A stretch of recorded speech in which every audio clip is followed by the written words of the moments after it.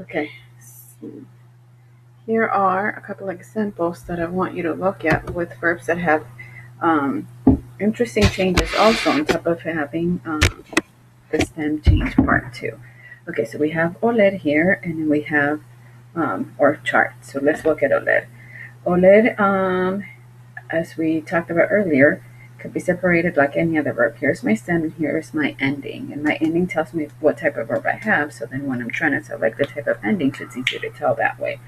We know that Oler, or you will know that Oler has to change from O to HUE. That's the stem change that it needs. Again, there's no real reason, there's no real explanation why a verb has a stem change. Or explanation that you think it'll be logical. All we know is that there are extra changes that must be done in order for this verb to be conjugated correctly.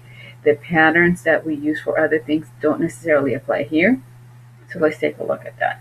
If this O is going to be changed to HUE, so literally all you do, again, it's conjugate. So take a look at my graphic organizer.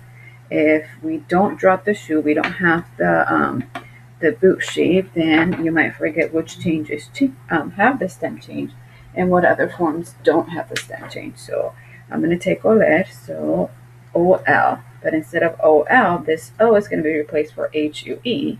So then I just bring the L along. So HUEL, HUEL. So I'm trying to conjugate it a little bit different so then you could see how the endings work. Rewrote HUL. So on here, I'm going to keep the OL because if it's outside the shoe, I don't make those extra changes. So if we take our endings and apply those, we should be able to complete the conjugation for each verb here. So it's an ER verb.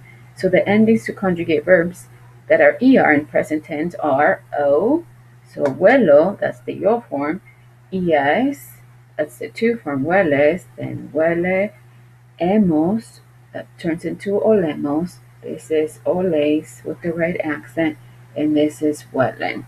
A little bit different because you're adding 3 letters, HUE, to the stem. And technically there's only one letter that was left from the stem.